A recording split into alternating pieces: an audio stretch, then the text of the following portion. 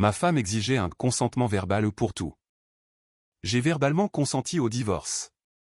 Elle a oublié que le consentement fonctionne dans les deux sens. Vous savez ce qui a tué mon mariage? Deux mots qui ne devraient jamais contrôler la vie d'un homme adulte, consentement verbal. Pas le genre auquel vous pensez. Je parle du besoin d'avoir la permission d'exister dans ma propre maison. Cela a commencé assez innocemment. Ma femme a découvert un podcast sur les relations traitant de la communication saine et est soudainement devenue obsédée par cette idée que chaque décision, chaque action, chaque souffle dans notre foyer nécessitait un accord verbal explicite. Au début, j'ai pensé qu'elle essayait simplement d'améliorer notre relation.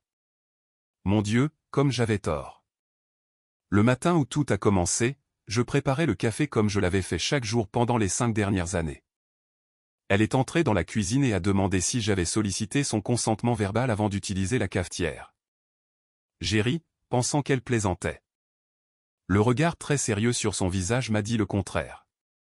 Elle a continué en disant que je devais comprendre que c'était notre espace commun, brandissant son téléphone avec un article sur les partenariats conscients. Elle a expliqué que tout ce que nous faisions nous affectait mutuellement, et que nous devions donc communiquer nos intentions clairement. Je l'ai regardée, la tasse de café à mi-chemin de mes lèvres. Je lui ai demandé si elle voulait que je demande la permission de faire du café. Elle a répondu que ce n'était pas la permission, mais le consentement verbal, et qu'il y avait une différence. Il n'y en avait pas, mais j'étais encore dans cette phase où je pensais que le compromis signifiait laisser passer la folie. Alors, j'ai joué le jeu.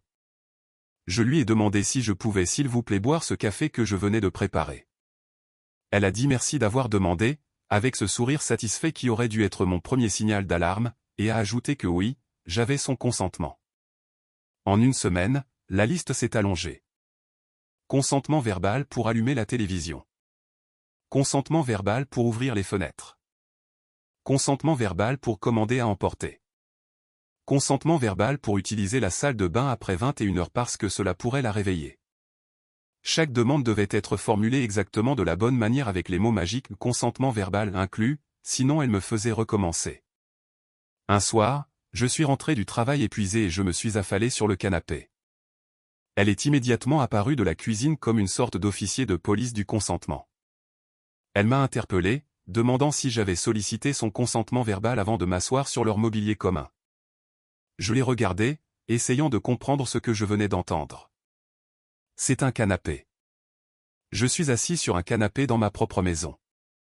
Elle a corrigé en disant que c'était notre maison, et que oui, c'était un canapé qu'ils utilisaient tous les deux.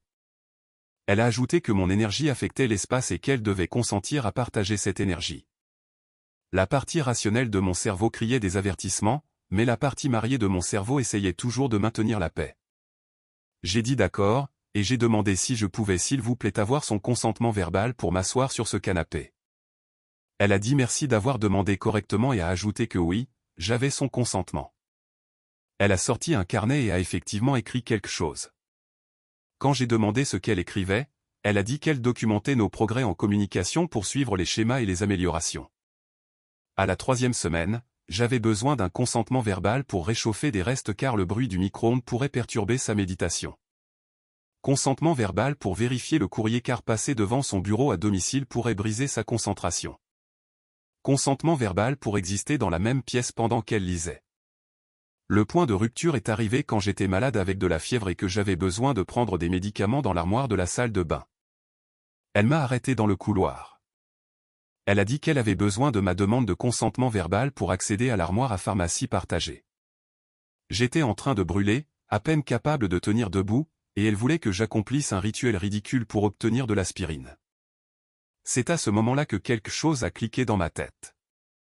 Il ne s'agissait pas de communication ou de respect. Il s'agissait de contrôle. Elle avait trouvé un moyen de me faire demander la permission pour tout en le déguisant en objectif de relation progressiste. Mais voilà le truc avec les maniaques du contrôle. Ils ne s'attendent jamais à ce que vous commenciez à jouer selon leurs règles mieux qu'eux. Ils mettent en place le jeu en pensant qu'ils sont les seuls à le comprendre. Je l'ai regardé, la sueur coulant sur mon visage, et j'ai souri. Je lui ai dit qu'elle avait absolument raison. Que le consentement verbal était important. En fait, c'était si important que je pensais que nous devions étendre le système. Ses yeux se sont illuminés comme si je venais de valider toute son existence. Elle a demandé si je comprenais enfin à quel point c'était important. J'ai dit que je comprenais parfaitement, en attrapant l'armoire à pharmacie. Mais que si nous faisions cela, nous le ferions correctement. À partir de demain, j'aurai aussi besoin de son consentement verbal pour tout. Après tout, il faut être juste. Elle a hoché la tête avec enthousiasme, manquant complètement le piège que je venais de tendre. Elle a dit que c'était exactement le genre de respect mutuel qu'elle espérait. Alors que j'avalais l'aspirine, je planifiais déjà mon prochain coup. Elle voulait jouer à des jeux avec le consentement verbal. D'accord, mais elle était sur le point d'apprendre que lorsque vous créez des règles ridicules, vous feriez mieux d'être prêt à les respecter vous-même. La fièvre est tombée cette nuit-là, mais quelque chose d'autre s'est brisé aussi. Ma patience, ma volonté d'être contrôlé, ma tolérance à être traité comme un enfant dans ma propre maison. Elle n'avait aucune idée de ce qui allait arriver. Mais j'étais sur le point de lui donner une leçon de maître dans son propre système. Et quand j'en aurais fini, elle me supplierait de jeter ce carnet et de redevenir des êtres humains normaux. Mais la normalité n'était plus une option maintenant. Elle avait choisi ce jeu et j'allais le gagner. Le vrai cauchemar a commencé quand elle a décidé de rendre notre système de communication public. Ce qui avait commencé comme des règles de la maison est devenu sa mission personnelle d'éduquer le monde sur le consentement verbal approprié, avec moi comme son mannequin de démonstration involontaire. Notre première humiliation publique a eu lieu lors d'un dîner avec ses parents. Nous étions assis dans ce joli restaurant, ayant ce que je pensais être une conversation normale sur les plans du week-end, quand son père m'a interrogé sur le nouveau projet au travail. J'ai ouvert la bouche pour répondre et elle a immédiatement levé la main comme un agent de la circulation. Elle a dit d'attendre, assez fort pour que les tables voisines entendent. Elle a demandé si j'avais sollicité son consentement verbal avant de partager des détails sur ma vie professionnelle qui pourraient affecter leur planification domestique. Toute la table est devenue silencieuse. La fourchette de sa mère s'est arrêtée à mi-chemin de sa bouche. Son père avait l'air d'essayer de résoudre un problème de mathématiques. J'ai senti mon visage brûler d'embarras. Son père a finalement demandé ce qui se passait. Elle a expliqué qu'ils avaient mis en place un système de communication où ils demandaient un consentement verbal avant de faire des déclarations qui impactaient leur vie commune, sortant son téléphone pour leur montrer le même article qui l'obsédait. Elle a dit qu'il s'agissait de respect et de partenariat conscient. J'ai regardé autour du restaurant, remarquant que d'autres clients commençaient à nous dévisager. C'était mon moment soit pour jouer le jeu, soit pour tracer une ligne dans le sable. L'ancien moi aurait marmonné des excuses et demandé la permission comme un chien dressé, mais la fièvre avait consumé ma patience pour ces bêtises. J'ai dit, en posant mon verre d'eau, qu'elle avait absolument raison. J'ai demandé si je pouvais s'il vous plaît avoir son consentement verbal pour répondre à la question de son père sur mon propre travail. Le sarcasme était assez épais pour être coupé au couteau, mais elle l'a complètement manqué. Elle a dit merci d'avoir demandé correctement et a ajouté que oui, j'avais son consentement. Ses parents ont échangé des regards qui disaient tout. Sa mère a même chuchoté à son père, demandant ce qui se passait, et il a juste secoué la tête avec incrédulité. Mais elle ne faisait que commencer. Pendant tout le dîner, elle m'a interrompu 6 fois de plus. Consentement verbal pour être en désaccord avec son opinion sur le service du restaurant. Consentement verbal pour suggérer que nous partagions le dessert. Consentement verbal pour mentionner que nous pourrions être en retard à la maison à cause de la circulation. À la fin de la soirée, ses propres parents la regardaient comme si elle avait perdu la tête. Quand nous sommes arrivés à la voiture, sa mère l'a prise à part, et j'ai entendu des fragments de leur conversation. Sa mère a dit que c'était inhabituel et a demandé si elle se sentait bien. Elle a répondu qu'elle se sentait forte, et qu'elle était enfin dans une relation où la communication était prioritaire. Sa mère a rétorqué que ce n'était pas de la communication, que c'était, elle ne savait même pas ce que c'était. Le trajet du retour a été tendu. Elle était en colère que ses parents ne comprennent pas leur approche progressiste du mariage. J'étais en colère qu'elle m'ait transformé en numéro de cirque pour son divertissement. Mais le véritable point de rupture est survenu le week-end suivant lors d'un barbecue avec mes amis. Ce sont des gars que je connais depuis des années. Des gens qui me respectent, qui me voient comme quelqu'un qui maîtrise sa vie, ou du moins sait ce qu'ils pensaient. Nous étions debout autour du grill à parler de sport quand elle est apparue à mon coude comme une sorte d'exécutrice du consentement. Elle s'est adressée au groupe, disant qu'elle avait besoin que je demande un consentement verbal avant d'exprimer des opinions sur le match de la nuit dernière, car mon humeur à propos du sport affectait leur environnement domestique. Toute la conversation s'est arrêtée. 5 hommes adultes se tenaient là, la regardant, puis me regardant, attendant de voir comment je réagirais. C'était le moment qui définirait comment ils me verraient pour le reste de notre amitié. Mon ami Jake, qui n'a jamais été du genre à retenir ses opinions, a rompu le silence. Il a demandé si elle venait de me demander la permission de parler de football.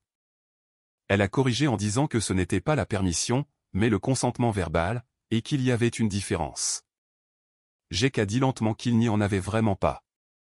Je pouvais sentir le respect s'échapper de leurs yeux alors qu'ils me regardaient. C'étaient des hommes qui m'avaient toujours vu comme un égal, quelqu'un qui pouvait tenir tête dans n'importe quelle conversation. Maintenant, j'étais là comme un enfant qui avait besoin de la permission de maman pour parler. Elle a sorti son carnet et a recommencé à écrire. Elle a annoncé au groupe qu'elle documentait la résistance au schéma de communication saine. Elle a trouvé fascinant de voir à quel point les gens se sentaient menacés lorsqu'on leur demandait de prendre en compte les besoins émotionnels de leur partenaire. C'est à ce moment-là que quelque chose a craqué en moi. Pas de la colère exactement, mais de la clarté. Une compréhension limpide de ce qu'elle faisait et pourquoi elle le faisait. Il ne s'agissait pas de communication, de respect ou de partenariat. Il s'agissait de pouvoir. Elle avait trouvé un moyen de me diminuer devant tout ce qui comptait pour moi, et elle appréciait chaque seconde. J'ai pris une profonde inspiration et j'ai souri à mes amis. J'ai dit qu'elle avait absolument raison. Que le consentement verbal était incroyablement important. En fait, c'était si important que je pensais que tout le monde devrait en faire l'expérience. Elle m'a souri, pensant que j'adoptais enfin son système publiquement. Alors j'ai continué, en me tournant vers elle avec le même sourire. J'ai dit que j'avais besoin de son consentement verbal pour continuer à rester dans ce jardin, car sa présence ici affectait la dynamique sociale de mes amitiés. Son sourire a légèrement faibli. Elle a dit que ce n'était pas comme ça que ça fonctionnait. J'ai répondu que si, en gardant ma voix parfaitement calme et raisonnable. Si j'avais besoin de son consentement pour exprimer des opinions parce qu'elles affectaient notre environnement domestique, alors elle avait sûrement besoin de mon consentement pour participer à mes réunions sociales, car son comportement ici affectait définitivement notre dynamique relationnelle. Les gars ont commencé à sourire en réalisant ce que je faisais. Jake a même commencé à rire et pendant que nous y étions, j'ai continué, en disant que j'aurais besoin de son consentement verbal pour respirer le même air qu'elle, car partager de l'oxygène pouvait être considéré comme un acte intime nécessitant un accord mutuel. Son visage est devenu rouge. Elle a dit que j'étais ridicule. J'ai répondu que j'étais cohérent. Que c'étaient ses règles. Que je m'assurais simplement qu'elles s'appliquaient également à nous deux. Elle a fourré son carnet dans son sac à main et est partie en trombe vers la maison. Les gars ont éclaté de rire et ont commencé à me taper dans le dos. Jake a demandé ce que diable c'était que ça. J'ai dit, en la regardant disparaître par la porte coulissante, que c'était ma femme qui apprenait que lorsqu'on crée un jeu, il vaut mieux être prêt à jouer selon ses propres règles. Mais je savais que ce n'était que le début. Elle avait intensifié les choses en rendant notre folie privée publique, en essayant de m'humilier devant les personnes dont l'opinion comptait le plus pour moi. Elle avait franchi une ligne qui ne pouvait être effacée. Maintenant, c'était à mon tour d'intensifier. Et contrairement à elle, je n'allais pas m'arrêter jusqu'à ce que l'un de nous se rende complètement. Les gants sont tombés le lundi après le barbecue. Si elle voulait jouer au jeu du consentement verbal, j'allais lui montrer à quoi cela ressemblait quand quelqu'un suivait réellement ses règles à la lettre. J'ai commencé avant même qu'elle ne se réveille. Quand son réveil a sonné à 6h30, j'étais déjà debout à côté du lit avec une tasse de café et un sourire. Je lui ai dit bonjour joyeusement. J'ai dit que j'avais besoin de son consentement verbal pour partager cet espace de chambre pendant qu'elle passait du sommeil à l'éveil. Elle m'a regardé, encore à moitié endormie. J'ai répété patiemment qu'il s'agissait de consentement verbal. Que sa présence dans cette pièce affectait ma routine matinale, et que selon notre système de communication, j'avais besoin de son accord explicite pour coexister dans cet espace partagé. Elle s'est assise, se frottant les yeux. Elle a dit que ce n'était pas ça, que je déformais le concept. J'ai corrigé en disant que je l'appliquais de manière cohérente. J'ai demandé si je pouvais s'il vous plaît avoir son consentement verbal pour rester dans cette pièce pendant qu'elle s'habillait. Que le fait qu'elle change de vêtements pourrait affecter mon état émotionnel, et que je devais consentir à être témoin de cette vulnérabilité. Elle m'a fixé pendant un long moment, puis s'est levée du lit et s'est dirigée vers la salle de bain. Je l'ai suivie à une distance respectueuse. J'ai ajouté que j'aurais aussi besoin de son consentement verbal pour utiliser le couloir pendant qu'elle se dirigeait vers la salle de bain. Je l'ai interpellée en disant que nos chemins pourraient se croiser, et que cela nécessitait un accord mutuel. Elle a claqué la porte de la salle de bain. Je suis resté dehors et j'ai frappé doucement. J'ai dit une dernière chose à travers la porte. J'avais besoin de son consentement verbal pour entendre les bruits de sa routine matinale. Par exemple, l'eau qui coule crée une expérience auditive à laquelle je devrais probablement consentir avant qu'elle n'affecte mon environnement sensoriel. Elle a crié de l'intérieur que j'étais fou. J'ai répondu que j'étais méticuleux. Que c'était elle qui m'avait appris que chaque action nécessitait considération et consentement. Je m'assurais simplement que nous étions tous les deux protégés par le système qu'elle avait créé.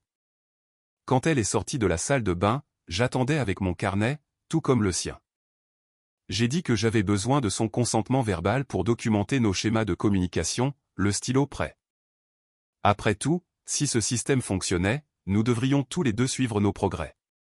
Elle a essayé de passer devant moi, mais j'ai levé la main de la même manière qu'elle le faisait toujours. J'ai dit d'attendre.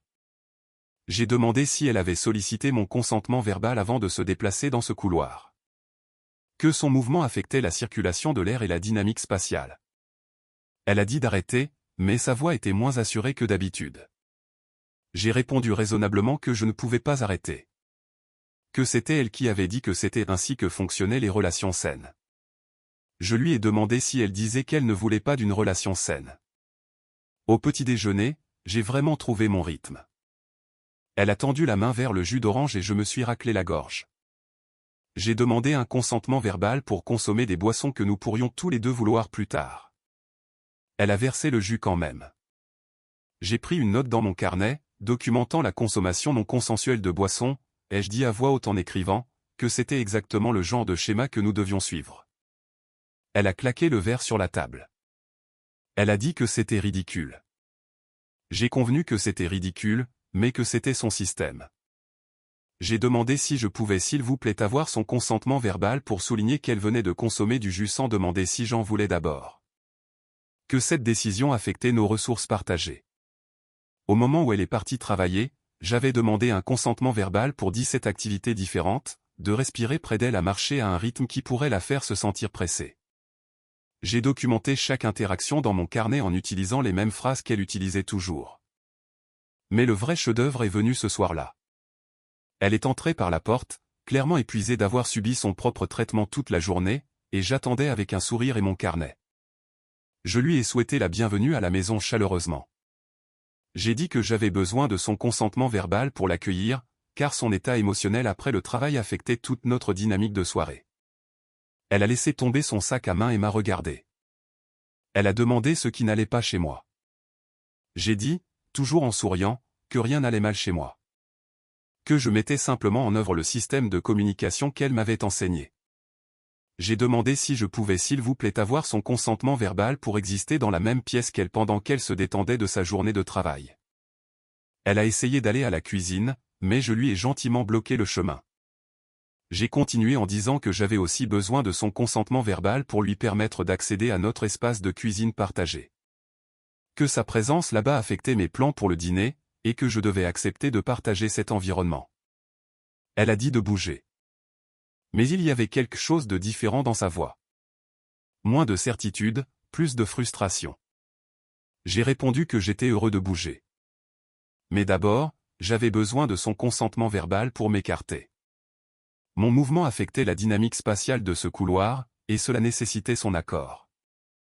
Elle est restée là pendant 1 minute entière, me regardant fixement.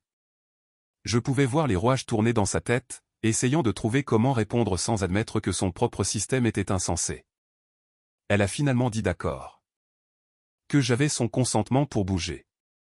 J'ai remercié en m'écartant. Et j'ai demandé si je pouvais s'il vous plaît avoir son consentement verbal pour observer ses activités en cuisine. Sa cuisine affectait l'odeur et la température de notre espace de vie partagé. Elle a ouvert le réfrigérateur, a attrapé un yaourt et s'est retournée pour me faire face. Elle a dit que je faisais passer mon message. Que je pouvais arrêter maintenant. J'ai demandé innocemment quel message. Que je ne faisais que suivre le système de communication qu'elle avait mis en place. En fait, je pensais que nous devrions l'étendre davantage. J'avais besoin de son consentement verbal pour dormir dans le même lit ce soir-là, car sa présence affectait la qualité de mon sommeil. Son visage est devenu pâle. Elle a demandé si j'étais sérieux. J'ai dit que j'étais complètement sérieux. Que si nous allions faire cela, nous devions le faire correctement.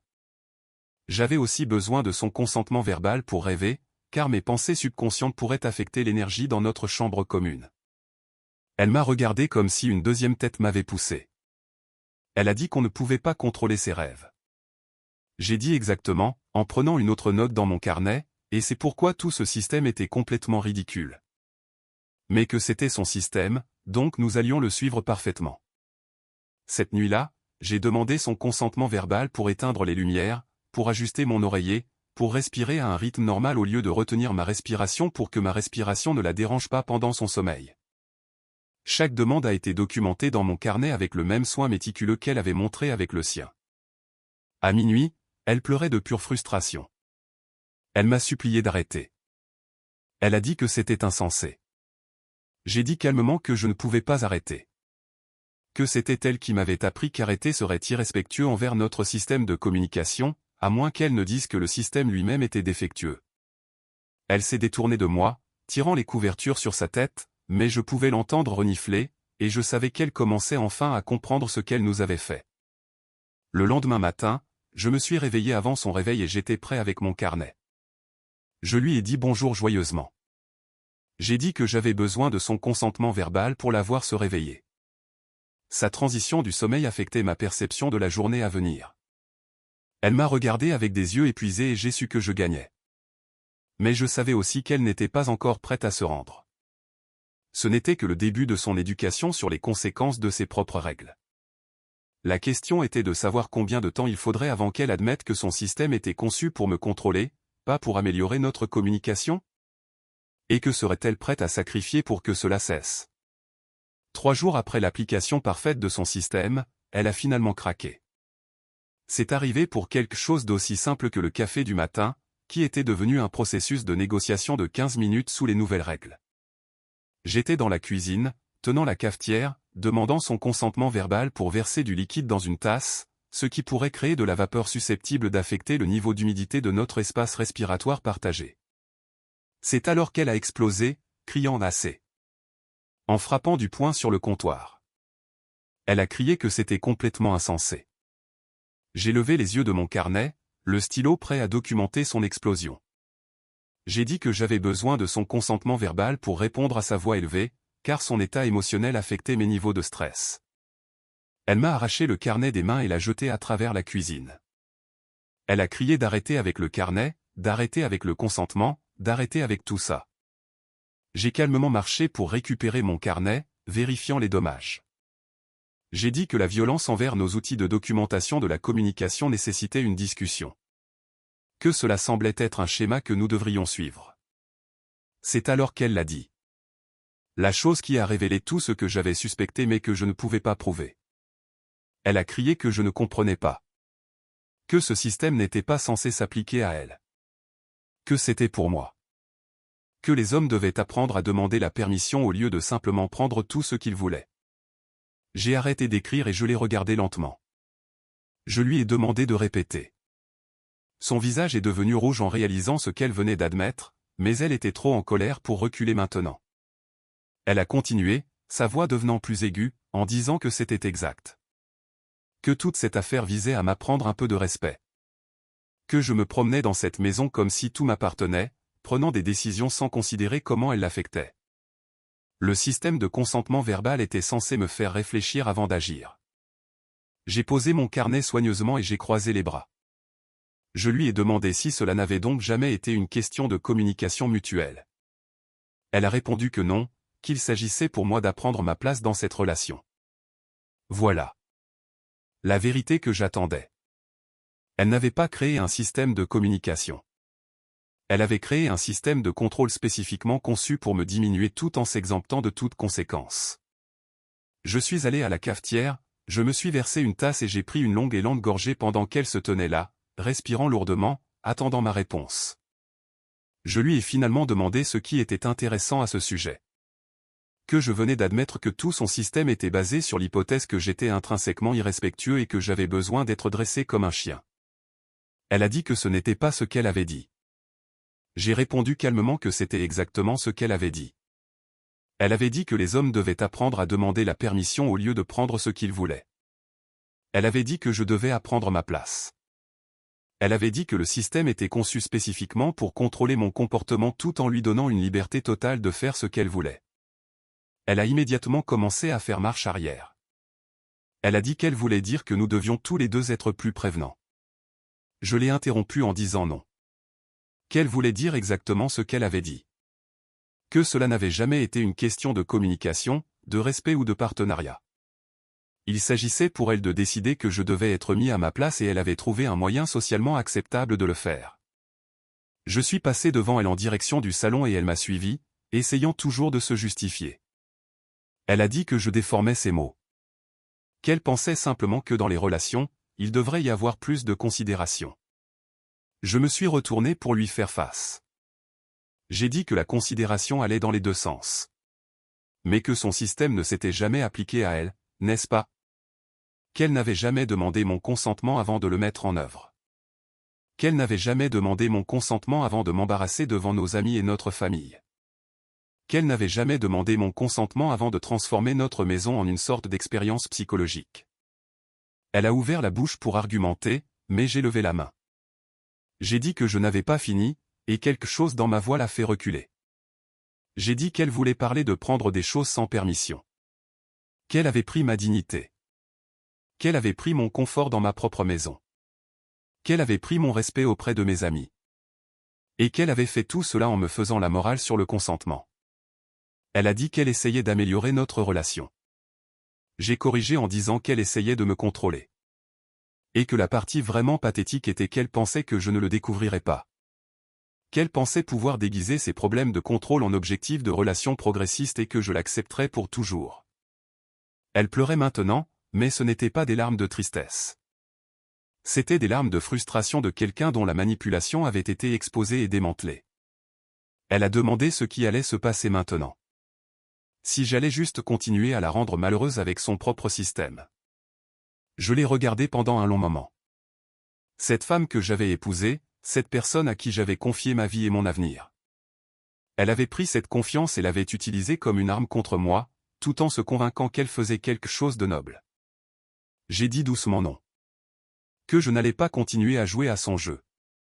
Que les jeux étaient pour les enfants et que j'en avais assez d'être traité comme un enfant dans ma propre maison. Elle a demandé ce que cela signifiait. Je suis allé à la table basse et j'ai pris son carnet original, celui où elle avait documenté mes progrès en communication pendant des semaines. Je l'ai tenu pour qu'elle puisse le voir clairement. J'ai dit que cela signifiait que cela se terminait maintenant. Tout. Le système de consentement verbal, la documentation, l'humiliation publique, les jeux de contrôle, tout s'arrêtait aujourd'hui. Elle a dit que je ne pouvais pas simplement décider cela unilatéralement. L'ironie de cette déclaration nous a frappés tous les deux en même temps. Elle exigeait une prise de décision mutuelle pour mettre fin à un système qu'elle avait mis en œuvre unilatéralement pour contrôler ma prise de décision. J'ai ri, mais il n'y avait pas d'humour dedans. J'ai dit regarde-moi faire. Je suis allé à la cheminée, j'ai allumé le gaz et j'ai jeté son carnet dans les flammes. Puis je suis retourné à la cuisine chercher mon carnet, et je l'ai ramené pour l'ajouter au feu. Elle a crié pour savoir ce que je faisais. J'ai dit que je brûlais les preuves de la période la plus ridicule de notre mariage, en regardant les pages se recroqueviller et noircir. Et que je lui faisais une promesse. Si jamais, et je dis bien jamais, elle essayait de mettre en œuvre un autre système de contrôle déguisé en amélioration de la relation, je ne passerai pas 3 jours à prouver à quel point c'était ridicule. Je passerai 3 minutes à faire mes valises. Elle est restée là à regarder sa précieuse documentation se transformer en cendres, et je pouvais la voir essayer de comprendre ce qui venait de se passer. Pendant des semaines, elle avait détenu tout le pouvoir dans notre relation. Elle avait établi les règles, appliqué les règles et s'était exemptée des règles. Et en moins de 5 minutes, j'avais repris tout ce pouvoir et l'avais brûlé. J'ai dit, en me détournant de la cheminée, que cette conversation était terminée. Et son petite expérience de contrôle domestique aussi. Que nous allions redevenir des adultes qui se traitent mutuellement avec un respect réel, pas avec ces absurdités performatives qu'elle avait créées. Alors que je me dirigeais vers les escaliers, elle m'a appelé. Elle a demandé où j'allais.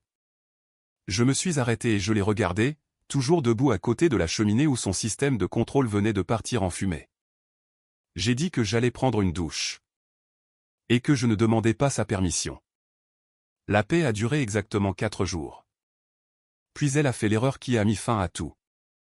Elle a attendu que je me sente de nouveau à l'aise, que je pense que nous avions dépassé son expérience de contrôle. Puis, lors de notre dîner mensuel avec nos 2 familles, elle a tenté de ressusciter son système de consentement verbal une fois de plus. Nous étions assis autour de la table dans ce restaurant chic. Tout le monde passait un bon moment quand mon père a commencé à raconter une histoire sur son voyage de pêche. Je riais avec tout le monde quand elle a soudainement posé sa main sur mon bras. Elle a dit doucement, mais assez fort pour que la table entende, qu'elle avait besoin que je demande son consentement verbal avant de rire. Que ma réaction affectait la dynamique sociale.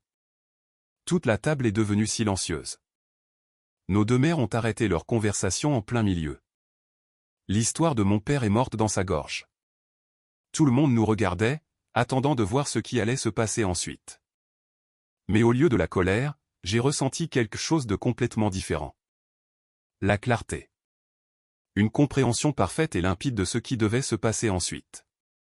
Je me suis levé lentement, j'ai sorti mon téléphone et j'ai ouvert l'application d'enregistrement vocal. Je l'ai posé sur la table où tout le monde pouvait le voir. J'ai dit, d'une voix calme et claire, qu'en fait, j'avais besoin que tout le monde ici soit témoin de quelque chose d'important.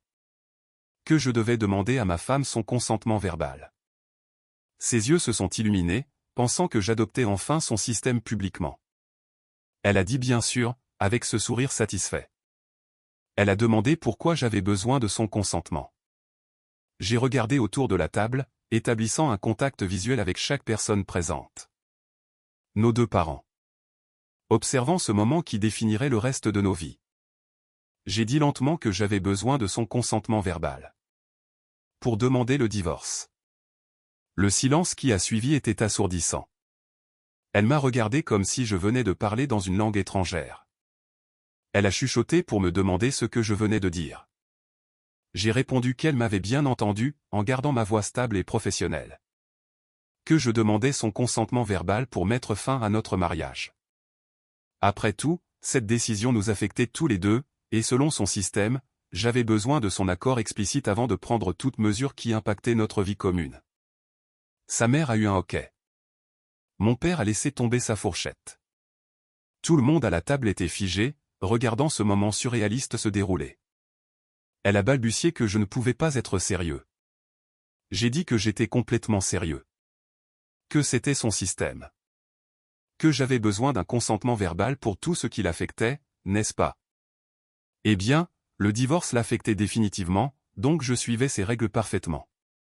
J'ai sorti une enveloppe manie de la poche de ma veste et je l'ai posée sur la table à côté de mon téléphone. J'ai continué en disant que c'était les papiers. Que je les avais fait préparer cette semaine, mais que je ne pouvais pas continuer sans son consentement verbal car ce serait irrespectueux envers le système de communication qu'elle avait créé. Elle tremblait maintenant, cherchant du soutien autour de la table, mais tout le monde était trop choqué pour parler. Elle a finalement dit que c'était insensé. Que j'utilisais son propre système contre elle. J'ai corrigé en disant que j'utilisais son système exactement comme il était conçu. Qu'elle m'avait appris que chaque décision nécessitait un consentement. Qu'elle m'avait appris que les actions affectant les espaces partagés nécessitaient un accord. Qu'elle m'avait appris que la communication devait être explicite et documentée. J'ai fait un geste vers mon téléphone, qui enregistrait toujours. J'ai dit que tout était documenté, exactement comme elle le voulait. Alors, j'avais besoin de sa réponse. Avais-je son consentement verbal pour procéder au divorce? Elle a crié que non. Évidemment non. J'ai hoché la tête et j'ai pris une note sur ma serviette. J'ai dit à voix haute que je documentais le refus de consentement. Mais que voici la chose intéressante à propos de son système. Qu'elle n'avait jamais demandé mon consentement quand elle l'avait mis en place, n'est-ce pas? La table était si silencieuse qu'on pouvait entendre le bruit de la cuisine depuis le fond du restaurant.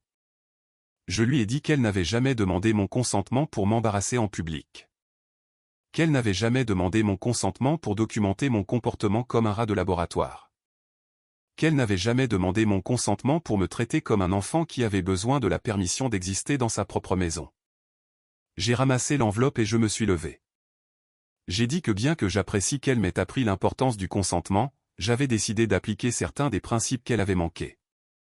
Comme le principe qui dit que je n'ai besoin de la permission de personne pour quitter une situation qui m'est nuisible. J'ai regardé autour de la table une dernière fois. J'ai dit que je voulais que tout le monde ici comprenne quelque chose. Que ce n'était pas une question de colère ou de vengeance. Que c'était une question de respect. Un respect réel, pas le genre performatif qui vient avec des carnets et des autorisations. Je me suis retourné vers elle, les larmes coulant sur son visage. J'ai dit qu'elle pouvait garder son système de consentement verbal, mais qu'elle devrait trouver quelqu'un d'autre pour le pratiquer. J'ai laissé l'enveloppe sur la table, j'ai pris mon téléphone et j'ai arrêté l'enregistrement. J'ai dit au visage choqué autour de la table que le dîner était pour moi. Que c'était ma dernière contribution à cette réunion de famille. En partant, je l'ai entendu m'appeler par mon nom, mais je ne me suis pas retourné. Derrière moi, les deux familles essayaient de comprendre ce dont elles venaient d'être témoins. Le démantèlement complet d'un mariage, documenté et attesté en utilisant le système même qu'elle avait créé pour me contrôler. L'ironie était parfaite. Elle avait voulu un consentement verbal pour tout. Et je lui avais donné exactement cela, une demande claire, documentée et attestée qui exposait toute la mascarade pour ce qu'elle était vraiment. Au moment où j'ai atteint ma voiture, je me sentais plus léger que je ne l'avais été depuis des mois. Libéré de la recherche constante de permission. Libéré de la documentation et du contrôle. Libéré de prétendre que la manipulation était de la communication. Elle m'avait bien appris ce qu'était le consentement. Elle m'avait appris que je n'avais jamais eu à consentir à être diminué, contrôlé ou traité avec autre chose qu'un respect sincère.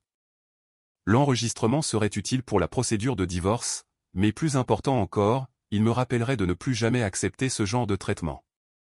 Le divorce a été finalisé 3 mois plus tard. Elle s'y est opposée au début, affirmant que j'étais émotionnellement abusif en utilisant son propre système contre elle. Son avocat a rapidement abandonné cet angle lorsque j'ai fait écouter l'enregistrement du dîner au restaurant. L'audience finale était un chef-d'œuvre d'ironie.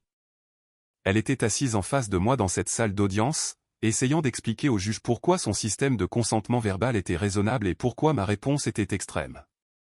Elle a dit à son honneur qu'elle essayait simplement d'améliorer leur schéma de communication. Qu'il l'avait transformé en quelque chose de vindicatif et de cruel. Le juge, une femme d'une 60aine d'années qui avait probablement vu toutes les tactiques de manipulation possibles, a examiné les preuves que j'avais présentées, les carnets, les enregistrements. Les témoignages de la famille et des amis qui avaient été témoins de ces tactiques d'humiliation publique. Le juge a dit qu'il voulait bien comprendre. Qu'elle avait mis en place un système où son mari avait besoin de sa permission verbale pour les activités quotidiennes de base dans sa propre maison. Mon ex-femme a répondu que ce n'était pas la permission, son honneur, mais le consentement pour les décisions partagées, y compris le consentement pour utiliser la salle de bain après 21 heures. Le visage de mon ex-femme est devenu rouge. Elle a dit que c'était par considération pour son horaire de sommeil, et le consentement pour s'asseoir sur les meubles de son propre salon. Le juge a demandé si c'était notre salon. Mon ex-femme a répondu que c'était notre salon, son honneur. Le juge a feuilleté d'autres pages. Le consentement pour exprimer des opinions sur le sport parce que son humeur pourrait affecter l'environnement domestique. Silence. Le juge a continué, s'adressant à Madame Johnson. Ce qu'elle avait décrit n'était pas une amélioration de la communication. C'était un schéma systématique de contrôle déguisé en gestion de relations progressistes. Mon avocat s'est penché en arrière avec un sourire satisfait. Nous nous étions préparés avec soin pour ce moment. Quand on m'a demandé de parler, j'ai dit à son honneur que je voulais être clair sur quelque chose. Que je ne détestais pas mon ex-femme. Que j'avais pitié d'elle. Elle a confondu le contrôle avec l'amour, la manipulation avec la communication. Le système de consentement verbal n'était pas une question de respect. C'était une question de pouvoir. J'ai sorti ma dernière pièce à conviction, une lettre qu'elle avait écrite à sa sœur, découverte pendant la phase de collecte de preuves. Dans cette lettre, elle déclarait explicitement qu'elle avait conçu le système pour me remettre à ma place et m'apprendre un peu d'humilité. Elle n'avait jamais eu l'intention qu'il soit mutuel. Elle n'avait jamais eu l'intention d'améliorer notre relation. Elle avait l'intention de me diminuer.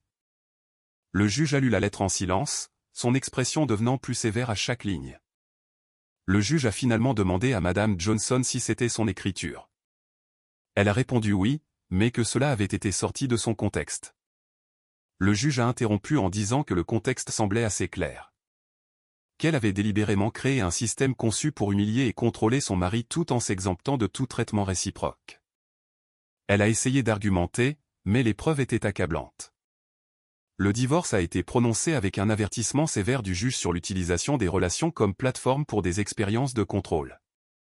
En sortant de ce palais de justice, j'ai ressenti quelque chose que je n'avais pas connu depuis plus d'1 an.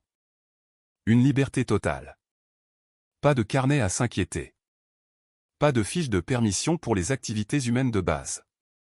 Pas de marche sur des œufs autour de quelqu'un qui transformerait le mariage en expérience psychologique. 6 mois plus tard, je l'ai rencontrée dans un café. Elle avait l'air différente, plus petite, en quelque sorte moins confiante. Quand elle m'a vu, elle a hésité, puis s'est approchée. Elle a demandé si nous pouvions parler. J'ai dit bien sûr. Mais que je devais l'avertir, je ne demandais la permission de personne pour avoir cette conversation. Elle a en fait souri à cela, ce qui m'a surpris. Elle a dit qu'elle voulait s'excuser. Pas pour le divorce, qui était probablement inévitable, mais pour ce qu'elle m'avait fait subir. Son thérapeute l'avait aidée à comprendre qu'elle essayait de me contrôler parce qu'elle se sentait impuissante dans d'autres domaines de sa vie. J'ai étudié son visage, cherchant des signes de manipulation, mais elle semblait sincèrement différente. J'ai dit que j'appréciais cela. Mais que comprendre pourquoi quelqu'un vous fait du mal n'efface pas la douleur.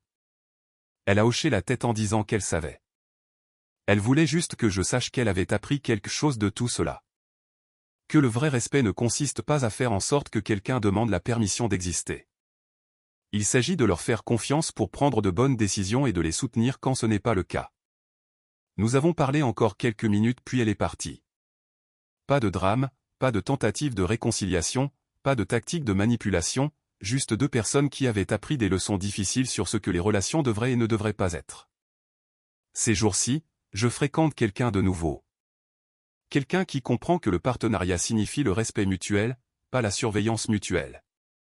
Quelqu'un qui connaît la différence entre la considération et le contrôle. Et la meilleure partie, nous n'avons jamais eu besoin d'un seul carnet pour savoir comment nous traiter mutuellement avec dignité. L'expérience du consentement verbal m'a appris quelque chose de précieux. Quand quelqu'un vous montre qui il est vraiment par ses actions, croyez-le la première fois. N'attendez pas l'explication, la justification ou les excuses.